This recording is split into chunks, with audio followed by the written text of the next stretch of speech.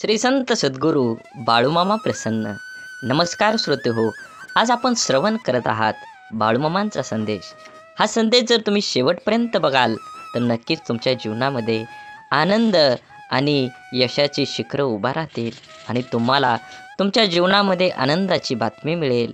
हा संदेश शेवटपर्यंत ऐका आणि असेच बाळूमामांचे संदेश आपल्यापर्यंत पोहोचण्यासाठी पहिल्यांदा व्हिडिओला लाईक करा. चॅनलवर नवीन असाल तर चॅनलला सबस्क्राईब करून शेजारील बेल आयकॉन नक्की प्रेस करा, जेणेकरून येणारे असेच बाळूमामांचे व्हिडिओ आपल्याला सर्वात अगोदर भेटतील. बाळूमामा म्हणतात, निर्मितीच्या किंवा विध्वंसाची बीज माणसाच्या मनात असतात. माणसाच्या मनाच्या शक्तीचा हाच तर दुहेरी वापर आहे. नवनिर्माण आणि नाश, सकारात्मक आणि नकारात्मक. मनाच्या सर्जक सकारात्मक शक्तीच्या आधारावर जीवन ही संपूर्ण आणि परिपूर्ण होऊ शकतं.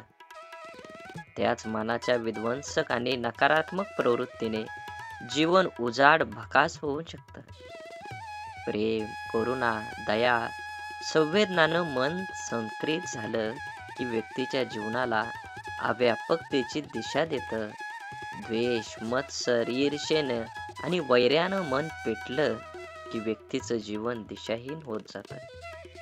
अगदी त्याचप्रमाणे अवघ्या समाजाचं मनच जेव्हा सामायिक द्वेष, सामूहिक मत्सर आणि सामूहिक वैरानं पेटून उठतं, तेव्हा त्या समाजाचं जीवन ही दिशाहीन होत जातं. म्हणजेच जीवन हे व्यक्तिगत असो किंवा सामूहिक, त्याचं भवितव्य अवलंबून आहे ते मनावर. आणि हे मनच माणसाला गोत्यात आणतं, हे मनच माणसाला गुंत्यातून सोडवतं, हे मनच माणसाला बंधनात पाडतं, हे मनच असतं ते बंधन झुगारून मुक्त होतं. थोडक्यात माणसाच्या संपूर्ण जीवनावर मनाचाच प्रथम ताबा आहे. जीवनावर ज्या मनाचा ताबा आहे ते मन ज्याच्या ताब्यात येतं त्याचा जीवनावरही ताबा असतो, तोच खरा स्वतंत्र असतो. म्हणून सध्याचं युग हे माणसाच्या प्रगतीला अनुकूल असून सुद्धा कधी कधी नव्हे तो माणूस हतबल झाल्यासारखा झाला. दररोजच्या जगण्यातलं सहजपण निघून गेलं आहे. भौतिक प्रगतीला जर सर्व काही मानलं तर अशा समस्या हा वासून समोर उभ्या टाकणारच. स्वार्थांची वर्तुळे विस्तारित जाणं आणि संवेदना हरवून जाणं हे जगण्यातलं माणूसपण संपवून टाकतात. आत्मकेंद्रित जगणं म्हणजे जेव्हा परिणाम होऊ लागतं तेव्हा आयुष्याचं परिझुंज होऊ लागतं. संस्कृती, संस्कार, परोपकार, भावना याचा अर्थ हरवून जातात. हे विश्वची माझे घर ही माऊलीची प्रार्थना अर्थहीन होऊन जाते. सध्या स्वार्थी जगण्याला, दिखाव्याला प्रतिष्ठा प्राप्त होत असल्यामुळे चांगुलपणा अडगळीत पडला आहे. गलिच्छपणाचं जगण्याचं प्रमाण झाल्यामुळं तत्व, विवेक, विचार पालापाचोळ्यासारखं अस्तव्यस्त झाले आहे. आजूबाजूचा परिसर अविचारांसारखे परिणाम झाल्यामुळे तत्व, विवेक, विचार पालापाचोळ्यासारखं अस्तव्यस्त झाले आहे. आजूबाजूचा परिसर अविचारांच्या काळजीने काळवंडून लागले की उजेड पोरका होतो. प्रत्येकाला स्वतःभोवती सुखाचा परिमळ सतत दरवळत राहण्याची ओढ लागली असल्यामुळे त्याग, समर्पण, दातृत्व या गोष्टी फक्त सांगण्यापुरत्या उरल्या.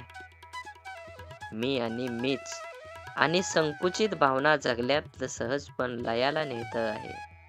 खरं तर मुखवटा घालून जगणं आपल्यामुळे स्वतःचा खरा चेहरा कोणता हेच आपण विसरून जात आहोत. त्याचमुळे जर आयुष्य आणखीच अवघड बनत चाललेलं आहे हे वास्तव नाकारता येणार नाही. म्हणून कर्तव्य श्रेष्ठ ही भावना की दोन शब्द वेगळे पण एकमेकांच्या बरोबरीने राहणारे, तुलना कधी करायची आणि श्रेष्ठता कशात मोजायची, कशाला आनंद द्यायचा आणि कोणाला दुखवायचं, कोणाला कळसावर चढवायचं आणि कोणाला पायदळी तुडवायचं, तर ही श्रेष्ठता कशात समजायची, कर्तव्यात की भावनेत? कर्तव्य सर्वश्रेष्ठ की भावना श्रेष्ठ हा प्रश्नच गौण ठरतो. कर्तव्य आणि भावना ह्या तराजूच्या दोन पारड्या आहेत. त्याची एकमेकांची तुलनाच होऊ शकत नाही. या दोन्ही गोष्टींना आपला तोल हा सांभाळावाच लागतो. भावनारहित कर्तव्य आणि कर्तव्य विना भावना कधीच सुख देऊ शकत नाही. म्हणूनच मला वाटतं की कर्तव्य आणि भावना याचं नातं दुसरं तिसरं काहीही नसून पती पत्नीचं आहे. पती हे कर्तव्य असून पत्नी ही त्याची भावना आहे. आणि जर सुखांची फळं चाखायची असतील तर भावनेला कर्तव्याच्या माग सावलीप्रमाणे राहावंच लागतं. हृदयातून उत्कटलेल्या भावनांना माणूस रोखू शकत नाही आणि त्याच्या हातून कृती घडते. घडलेल्या कृतीतून कर्तव्याची जाणीव होते आणि ह्याच जाणीवेतून पूर्णत्व प्राप्त. जीवनाची खरी सच्चाई आहे की लोकांच्या अपेक्षांचा अंत कधीच होत नाही. तुम्ही थोडं चुकलात किंवा त्यांना मदत करण्याचं थांबला की तुम्ही मागे केलेली मदत विसरून तेच तुमची निंदा सुरू करतात. तुम्ही तुमचं कर्म करत चला. कोणाला संतुष्ट करण्याचा प्रयत्न करू नका, कारण कोणीच तुमच्याकडून कायमस्वरूपी संतुष्ट होणार नाही. आयुष्यात आलेल्या एका दुःखामुळे आपण जर हताश होऊन बसलो तर पुढे आयुष्यात येणारी सुख आपल्यावर रुसून निघून जातील. त्यामुळे जीवनातील प्रत्येक क्षण हा अमूल्य आहे. तो आनंदाने जगा. तुम्ही कितीही चांगले वागण्यात व्यस्त असला तरी दुनिया मात्र तुमच्या चुका शोधण्यात नक्कीच व्यस्त असते. असेच बाळूमामांचे संदेश आपल्यापर्यंत पोहोचण्यासाठी पहिल्यांदा व्हिडिओला लाईक करा. चॅनलवर तुम्ही नवीन असाल तर चॅनलला सबस्क्राईब करून शेजारील बेल आयकॉन नक्की प्रेस करा आणि बाळूमामा प्रसन्न कमेंटमध्ये लिहायला विसरू नका. तुमच्यावर आणि तुमच्या कुटुंबावर बाळूमामांची कृपादृष्टी अखंड राहील. पूर्णविराम म्हणजे शेवट नाही, कारण आपण त्यानंतर नवीन वाक्य लिहू शकतो. त्याचप्रमाणे जीवनात अपयश आलं तर तो खरा शेवट नसतो, तर ती नवी यशाची सुरुवात असते. देवाकडे पाठ असताना तुम्ही काय वागता आणि देवासमोर उभा राहून तुम्ही काय मागता यावर बऱ्याच गोष्टी अवलंबून असतात. जे घडतं ते चांगल्यासाठी. फरक फक्त एवढाच असतो की ते कधी आपल्या चांगल्यासाठी घडत असतं तर कधी दुसऱ्याच्या चांगल्यासाठी. गोष्ट संस्काराची आहे. कोणी दगड मारायला शिकवतात तर कोणी सन्मान आदर करायला. समाधानाने तोच हसू शकतो जो दुसऱ्यांचे वाईट कधीच करत नाही आणि चिंताही नाही. आणि तेच चांगले झोपू शकतात जो इतरांच्या चांगल्याचाच नेहमी विचार करतो. मनात चांगले विचार हे सर्वात स्वस्त औषध आहे. माणूस वाईट कधीच नसतो. माणसावर जी परिस्थिती येते ती वाईट असते. ते चांगल्या कर्माने बदललं जाऊ शकतं. वाईट प्रसंगी साथ देणारी माणसं, मग ते नातेवाईक असोत वा नसो, हीच खरी आपली माणसं असतात. जीवनात वादळं देखील आवश्यक आहेत. तेव्हाच कळतं कोण हात सोडून पळून जातं आणि कोण हात धरून चालतं. तुम्ही चांगले आहात की वाईट याचा विचार कधीच करू नका, कारण जेव्हा लोकांना तुमची गरज असते तेव्हा तुम्ही चांगले असता आणि जेव्हा त्यांना गरज नसते तेव्हा तुम्ही वाईट असता. तुमचा आजचा संघर्ष हाच उद्याचा तुमची ताकद निर्माण करतो. यश मिळवायचेच असेल तर स्वतःवर काही बंधनं घाला. इतरांच्या पावलावर पाऊल ठेवण्याऐवजी असे काही तर करा जेणेकरून लोक तुमच्या पायावर पाऊल टाकतील. लोकांना वाटणाऱ्या एका रात्रीत मिळणाऱ्या यशासाठी कित्येक तरी वर्ष संघर्ष करावा लागतो. हरण्याची काळजी आणि जिंकण्याची महत्त्वाकांक्षा न बाळगता प्राण प्राणाला लावून लढावं म्हणजे विजय तितकाच आनंददायी होतो. आणि पराभव झालाच तर तो तितकासा बेचत नाही. खोटं बोलून तात्पुरती माणसं जमवता येतील, पण पारदर्शक राहून दीर्घकाळ माणसं गमवता आली पाहिजेत, तरच माणूस जिंकला म्हणता येईल. म्हणून जीवन जगत असताना नेहमी माणसानं मानवता धर्म पाळला पाहिजे. जीवन हे खूप क्षणभंगूर आहे, त्याचा परिपूर्ण आनंद घेतला पाहिजे. असेच बाळूमामांचे संदेश आपल्यापर्यंत पोचण्यासाठी पहिल्यांदा व्हिडिओला लाईक करा. चॅनलवर नवीन असाल तर चॅनलला सबस्क्राईब करून शेजारील बेल आयकॉन नक्की प्रेस करा, जेणेकरून येणारे असेच बाळूमामांचे आशीर्वादाचे व्हिडिओ आपल्याला लवकर भेटून जातील. आणि कमेंटमध्ये बाळूमामा प्रसन्न लिहायला विसरू नका. व्हिडिओ आवडला तर नक्कीच तुम्ही जास्तीत जास्त शेअर करा. आपणच पेरलेल्या कर्माचं जेव्हा एक मोठं झाड होतं आणि ते झाड आपल्याला कर्माचं फळ द्यायला लागतं, तेव्हा ते फळ गोड असो की कडू खावावंच लागतं. बघण्याची नजर प्रामाणिक असेल तर दिसणारी प्रत्येक गोष्ट सुंदर दिसते. समजदार व्यक्तीसोबत केलेली काही वेळ चर्चा ही हजारो पुस्तकं वाचण्यापेक्षा श्रेष्ठ असते. दुःख आणि त्रास ही अशी एक प्रयोगशाळा आहे जिथं तुमच्या क्षमतेची आणि आत्मविश्वासाची परीक्षा घेतली जाते. जगातील सर्वात चांगली गोष्ट म्हणजे वेळ आहे. जेव्हा आपण कोणाला आपला वेळ देतो तेव्हा त्याला आपल्या जीवनातला तो क्षण देतो जो परत कधीच येत नाही. सोबत किती आहेत हे महत्त्वाचं नसतं, पण जितके आहेत ते आपल्या बाबतीत कसे आहेत हे खरंच खूप महत्त्वाचं असतं. देव हा माणसाच्या मनात जेवढा असतो त्यापेक्षा जास्त माणसाच्या कर्मात असतो. आणि आपल्या चांगल्या कर्मातला देव कोणाला दाखवण्याची गरज नाही, तो सर्वांना दिसत असतो. म्हणून मंदिरातला देव एक वेळ टाळला तरी चालेल, पण कर्मातला देव कधीही टाळू नका. सुखासाठी धडपड हवी, पण त्या सुखाला कुठंतरी समाधानाची सीमा असावी. आपलं आयुष्य इतकं छान, सुंदर आणि आनंदी बनवायचं की निराश असलेल्या व्यक्तीला आपल्याला पाहून जगण्याची नवीन उमेद मिळेल. आधार शोधण्याच्या नादात तुमचं मन गहाण ठेवू नका, नाहीतर दुःख व्याजासकट तुमचा हिशोब घेतं. इतरांकडून कमीत कमी अपेक्षा आणि स्वतःकडून जास्तीत जास्त तडजोड या दोनच गोष्टी प्रत्येकाचं जीवन आनंदी आणि यशस्वी बनवू शकतात. यशस्वी भरपूर जण असतात, परंतु समाधानी फार कमी असतात. यश हा जरी तुमच्या कर्तृत्वाचा विजय असला तरीही समाधान हा तुमच्या मनाचा विजय असतो. छापलेली पुस्तकं वाचल्याने खरे ज्ञान मिळत नाही, अनुभवाचे पुस्तक वाचल्याने खरे ज्ञान मिळते. कारण छापलेल्या पुस्तकांचे लेखक अनेक असतात, पण अनुभवाच्या पुस्तकाचे लेखक आपण स्वतः असतो. उंच शिखरावर जरूर चढावं, पण जगाने आपल्याकडे पाहावे म्हणून नाही, तर शिखरावरून आपल्याला जग पाहता यावं म्हणून. समुद्रातील तुफानापेक्षा मनातील वादळं अधिक भयानक असतात. म्हणून मनातल्या गोष्टी जवळच्या व्यक्तींना नक्की सांगा, कारण त्याने मन हलकं तर होईलच, पण लढण्याची ताकद पण येईल. यशस्वी होण्याचे सगळे मंत्र मेहनत या शब्दाने सुरू होतात. आपुलकीच्या माणसांसाठी, ज्याला आईबापाच्या कष्टाची जाणीव असते ना, तो कधीच वाईट मार्गाला जात नाही.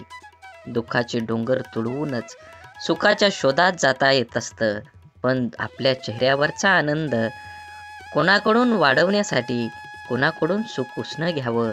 म्हणूनच जीवनात झालेल्या चुकांवर भर देऊन, एकमेकांना दोष देऊन निराशामय वातावरण तयार करण्यापेक्षा झालेल्या चुकांमधून बोध घेऊन मार्गात बदल करून आशादायी वातावरण तयार करणं कधीही चांगलं असतं. साखर अंधारात खाल्ली किंवा प्रकाशात खाल्ली ती गोड नेहमीच असते. तसंच चांगलं कर्म नकळत जरी केलं तर त्याचं फळ नेहमी तुम्हाला गोडच मिळणार आहे. सत्य हे पाहणाऱ्याच्या किंवा ऐकणाऱ्याच्या इच्छेनुसार विचार कधीच करत नसतं. ते नेहमी जसं असतं तसंच पुढं येत असतं, अगदी उगवत्या सूर्यासारखं.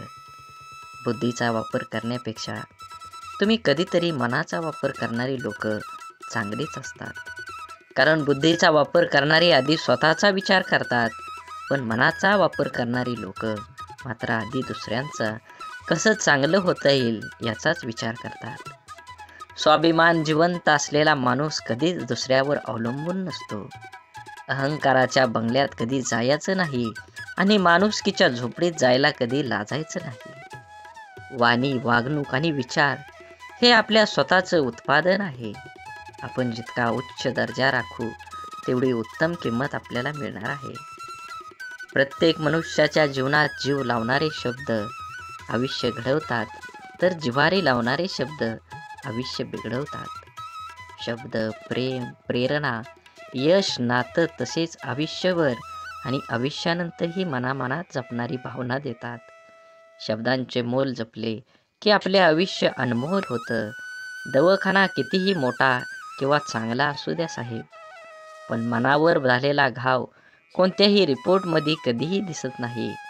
मरण सर्वांना येतच असतं, पण तोपर्यंत जगायचं कसं याचं उत्तर फक्त लढणाऱ्यालाच माहीत असतं.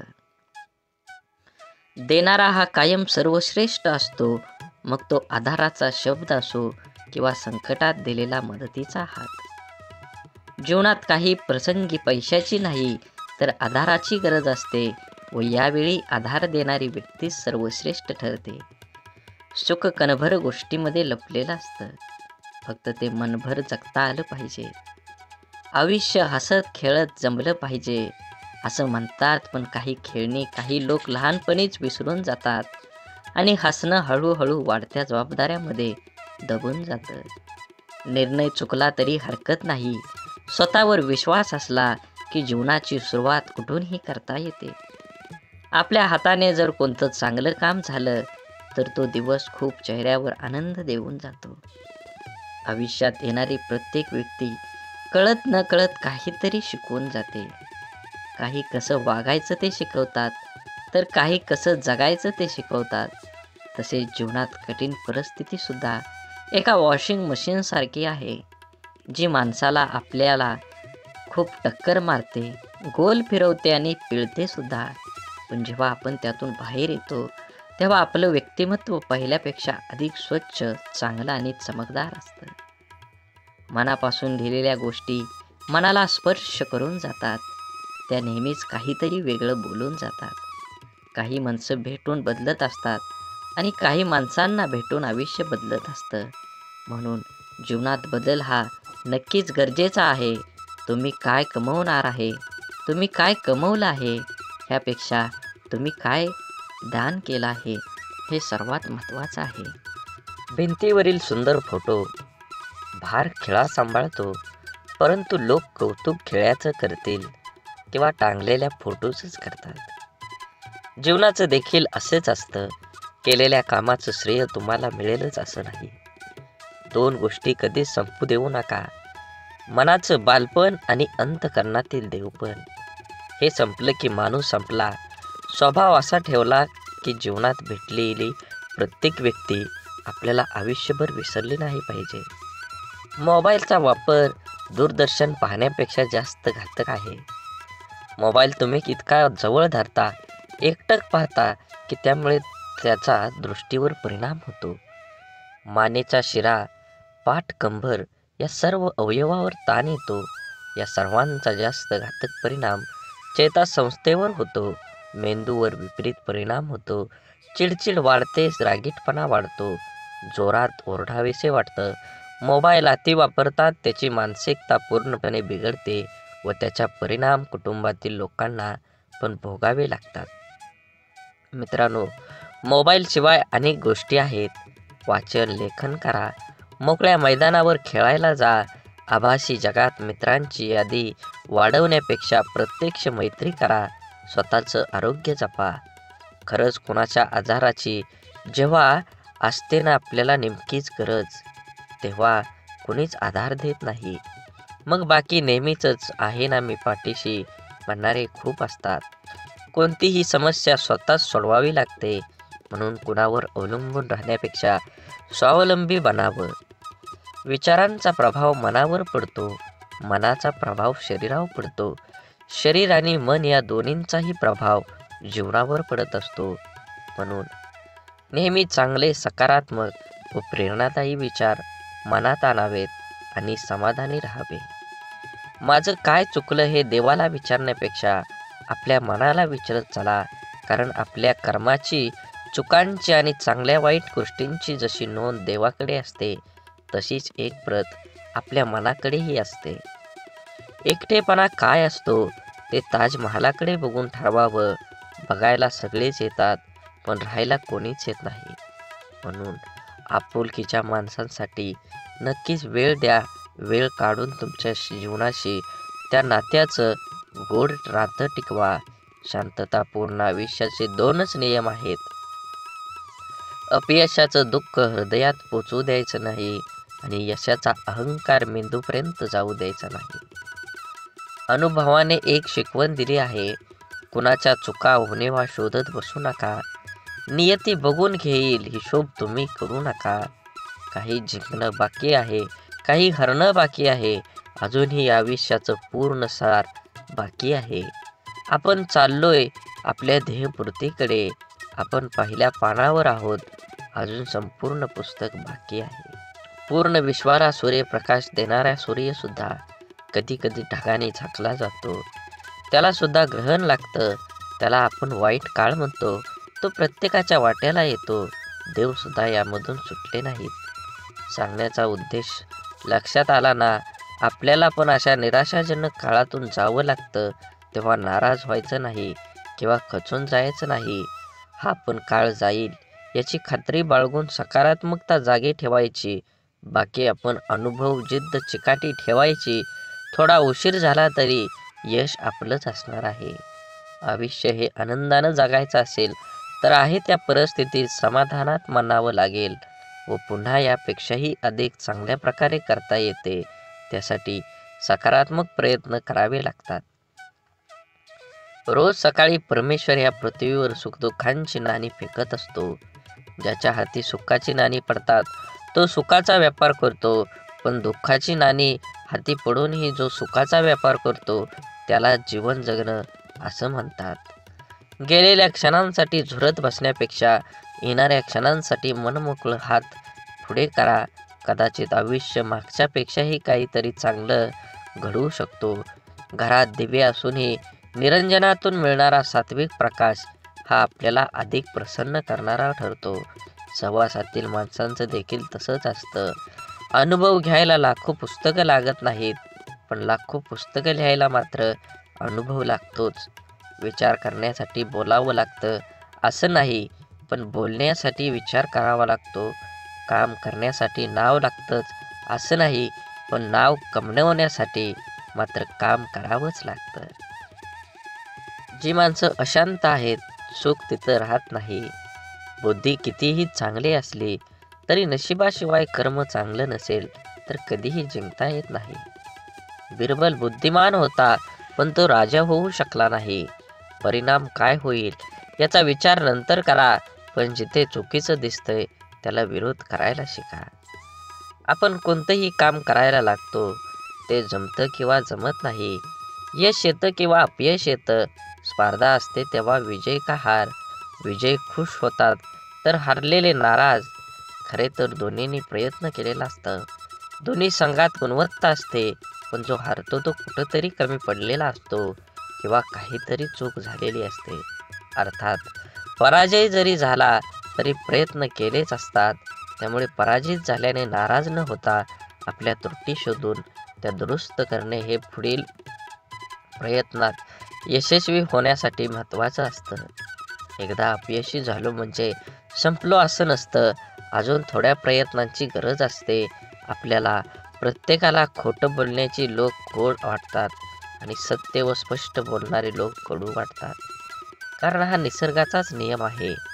गोड साखर व्याधी निर्माण करते, तर कडुलिंब हे औषध म्हणून वापरलं जातं. जीवन प्रवास हा कधी सोपा नसतो. तो सोपा आपणच करावा लागतो. कधी स्वतःच्या अंदाजाने तर कधी नजर अंदाजाने. जिथे 2 घास प्रेमाचे खाता येईल अशी पंगत आणि मन मोकळं करता येईल अशी संगत आयुष्यात लाभली तर जगण्यातील रंगत वाढत जाते. नामाने वासनेचे मूळ नाहीसे होते. म्हणून देहानं कर्तव्य करावे, मनाने स्मरणात राहावे, नामात राहावे, यात खरे कल्याण आहे. सर्व करावे पण त्याने सुखी झाले म्हणून नव्हे. नामात राहण्याने खरा आनंद होईल, तो उत्सव करून येणार नाही. क्षमा करावी लागते आणि क्षमा मागावी सुद्धा लागते. नातं टिकवायचं म्हटल्यावर कधी पुढाकार तर कधी माघारही घ्यावीच लागते. माणसानं आयुष्यात नक्की झुकावं, पण योग्य ठिकाणीच. नको तिथं झुकलं तर लोक लगेच पायदळी तुडवून मोकळं होतात. आपण केलेल्या कर्माचं जेव्हा एक मोठं झाड होतं आणि ते झाड आपल्याला कर्माचं फळ खायला लागतं, तेव्हा ते फळ गोड असो किंवा कडू, त्याचा आस्वाद घ्यावाच लागतो. बघण्याची नजर प्रामाणिक असेल तर दिसणारी प्रत्येक गोष्ट सुंदर दिसते. समजदार व्यक्तीसोबत केलेली काही वेळ चर्चा ही हजारो पुस्तकं वाचण्यापेक्षा श्रेष्ठ असते आणि ती निष्फळ ठरत नाही. अनुभव घ्यायला लाखो पुस्तकं लागतात, पण लाखो पुस्तकं लिहायला मात्र अनुभवच लागतो. काम करण्यासाठी नाव लागतं असं नाही, पण नाव कमवण्यासाठी तुम्हाला काम करावंच लागेल. कुणाला दुःख देऊन मिळवलेला आनंद सुख देऊ शकत नाही, पण कुणाला आनंद मिळावा म्हणून स्वीकारलेलं दुःख नेहमी सुखच देऊन जातं. जीवनात दुःखाचा विचार करत बसला की समोर उभं असलेलं सुख हे डोळ्यांना दिसत नाही. विचारांची गुणवत्ता चांगली असली तर मोठ्यात मोठी स्वप्न साकार होण्याची वेळ लागत नाही. जगातील कोणतीही वस्तू कितीही महागडी का असेना, परंतु देवाने तुम्हाला जी झोप, शांती आणि आनंद दिला आहे, त्यापेक्षा कोणतीच गोष्ट मौल्यवान नक्कीच नाही. माणसाचे यश हे कोणत्या आधारावर नसते, तर चांगल्या विचारावर असते. कारण आधार नेहमी सोबत नसतो, परंतु चांगले विचार नेहमी सोबत असतात. ऐकणं महत्त्वाचंच आहे, पण त्यापेक्षाही महत्त्वाचं आहे ते आचरणात आणणं. किती ऐकलं यापेक्षा आचरणात किती उतरवलं यावरच माणसाचं यश अपयश अवलंबून असतं. माणसाला गरज पडली की आठवण येते, माणसांची गरज संपली की अडचण निर्माण होते.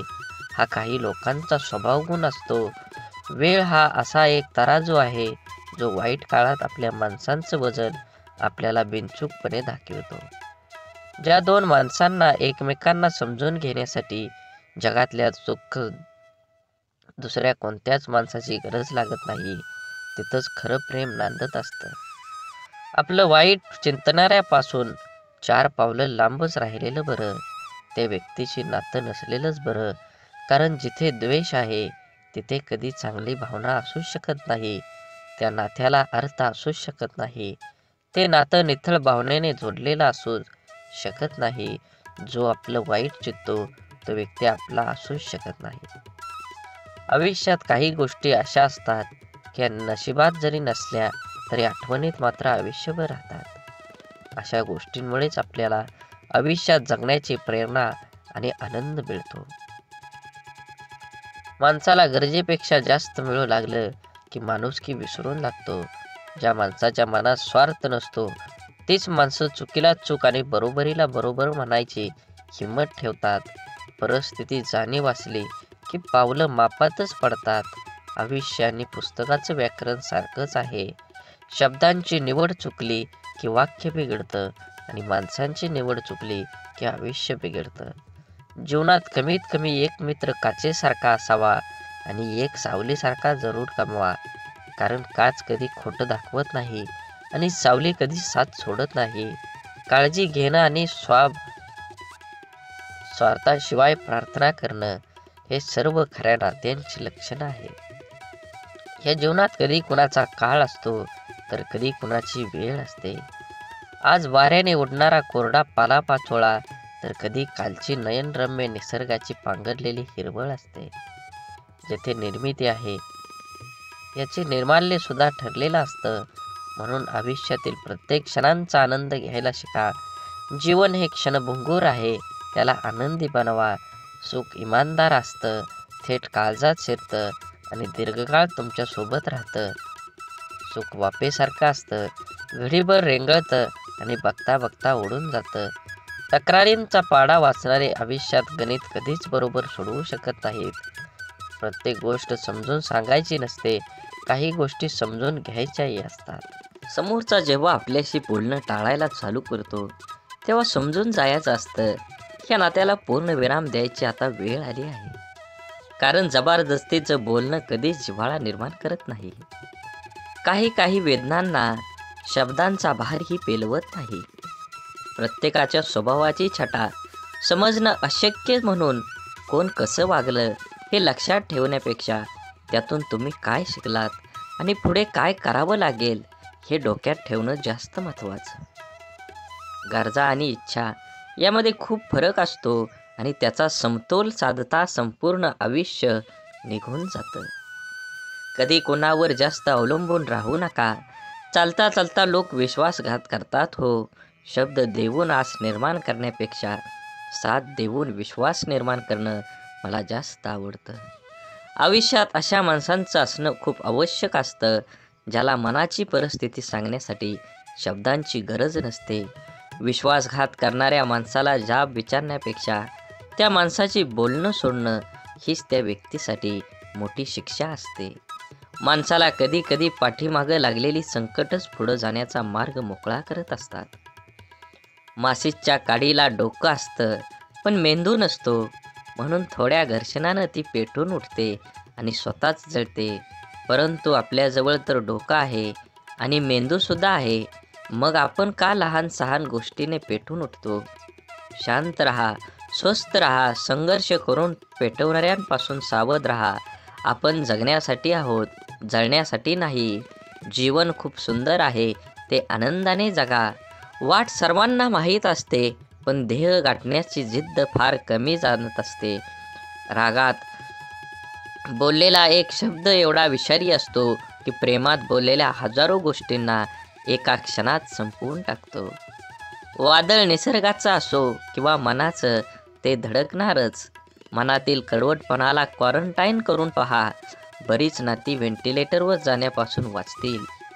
शांततेच्या काळात जास्त घाम गाळला तर युद्धाच्या काळात कमी रक्त सांडावं लागतं. जी लोक दुसऱ्यांचं मन दुखवू नये म्हणून नेहमी काळजी घेतात, त्यांचंच मन सतत दुखावलं जातं. आयुष्यात सर्व काही ठरलेलं असतं, विधिलिखित मांडलेलं असतं. सूर्याच्या कक्षेबाहेर पृथ्वीला जाता येत नाही. भल्यासाठीच होतं सारं, कळत असूनही कोणाला लगेच पटत नाही. हे जीवन एक गुपित आहे, इथे सर्व काही लपवावंच लागतं. मनात कितीही दुःख असलं तरी जगासमोर हसावंच लागतं.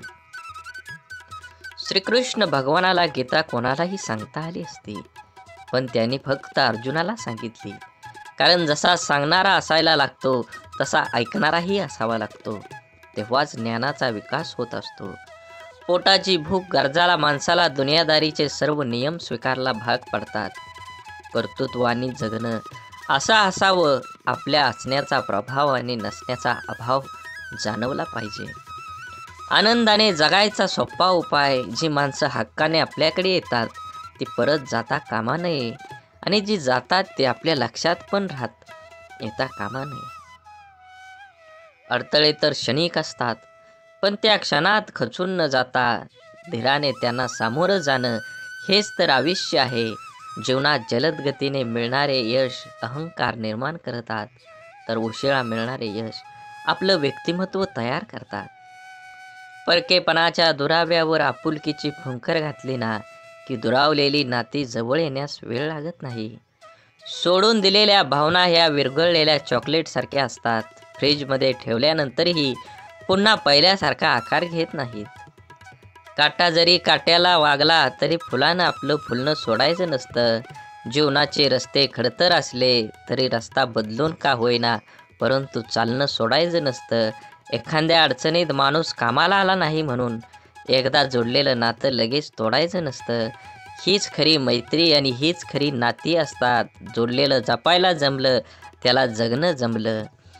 हरवलेल्या वस्तूत ही सापडू शकतात, पण एकच गोष्ट अशी आहे की एकदा हातातून निसटली की कोणत्याही उपायानं पुन्हा मिळू शकत नाही, आणि ती असते आपलं आयुष्य. म्हणून मनसोक्त जगा. आयुष्य क्षणभंगूर आहे. दुरावा कोणतंच नातं संपवत नाही आणि जवळीक कोणतीही नातं घट्ट करत नाही. नात्याची घेतलेली काळजी आणि केलेला सन्मान यामुळेच नातं अधिक मजबूत होतं आणि टिकतं देखील. त्यामुळं नात्याची काळजी घेत राहा. तुमचा आजचा दिवस निरोगी, आनंदी आणि यशस्वी जावो हीच ईश्वराच्या चरणी प्रार्थना. सकाळी प्रथम परमेश्वराचे आभार माना. सायंकाळी दिवस चांगल्या गेल्याबद्दल आभार माना. जेवताना त्याचे आभार माना. झोपताना त्याचे आभार माना. प्रत्येक गोष्टीसाठी कृतज्ञ राहा. प्रार्थना ही ईश्वराबरोबर संवाद साधण्यासाठी, संपर्क करण्यासाठी आहे. हे आयुष्य एकदाच मिळतं, त्यामुळे दुसऱ्यांच्या चुका शोधून तिसऱ्यांना सांगण्यात आपलं आयुष्य व्यर्थ घालवू नका. त्याऐवजी आपल्यातील गुणदोष ओळखून ते सुधारणा आपला वेळ खर्च करा. आपण स्वतःच्या मनाची स्वच्छता करून, साफ मनाने इतरांबद्दल विचार करून, जेणेकरून आपल्यामधील गुणांचा आपल्यातच अंतर्भावात करता येईल. सागराप्रमाणे दुःख असूनही मोत्यासारख्या सुखासाठी होणारी वाटचाल म्हणजे आयुष्य. विहिरीत पाणी सर्व पिकाला सारखेच असतं, तरी पण कारलं कडू, ऊस गोड तर चिंच आंबट होते. हा दोष पाण्याचा नाही तर बीजाचा आहे. तसाच भगवंत सुद्धा सर्वांसाठी सारखाच आहे. दोष मात्र तुमच्या कर्माचा असतो. विचार करण्यात वेळ घालवण्यापेक्षा प्रयत्न करण्यात दिवस घालवा. कारण विचाराने माणूस खचतो आणि प्रयत्नाने प्रगतीच्या मार्गावर पोचतो. आपण एखाद्या मागं पुढं करतो ते फक्त नातं टिकवण्यासाठी आणि समोरच्या त्याचा चांगलाच वापर करून घेतो स्वतःचा अहंकार वाढवण्यासाठी. एखाद्या व्यक्तीच्या हृदयात स्थान मिळवण्यासाठी फक्त विचार छान असून चालत नाही, तर ते विचार कृतीत उतरवण्यासाठी तत्पर राहावं लागतं. जगण्यातील वेदना कमी करायच्या असतील तर 3 गोष्टी शिकल्या पाहिजेत. 1. काहीही आपलं नाही. 2. काहीही आपलं नव्हतं. आणि 3 म्हणजे काहीही आपलं राहणार नाही. अश्रूंशी संघर्ष केल्यानंतर चेहऱ्यावर उमटलेल्या हास्य इतकं सुंदर काहीच नाही. आवड ही माणसाची कधीच बदलत नसते. मग ते तरुणपण असो नाहीतर म्हातारपण असो, बदलण्याला भाग पाडतो तीच आपली परिस्थिती होय. बोला बोला बाळूमामांच्या नावानं चांग भलं. झाडे लावा, झाडे जगवा, माती वाचवा, पाणी वाचवा, सेव्ह अर्थ. आणि मनात मामांबद्दल आणि देवाबद्दल भाव असेल तर नक्कीच चॅनलला सबस्क्राईब करून व्हिडिओला लाईक करा आणि व्हिडिओ जास्तीत जास्त शेअर करून कमेंटमध्ये बाळूमामा प्रसन्न लिहायला विसरू नका. धन्यवाद.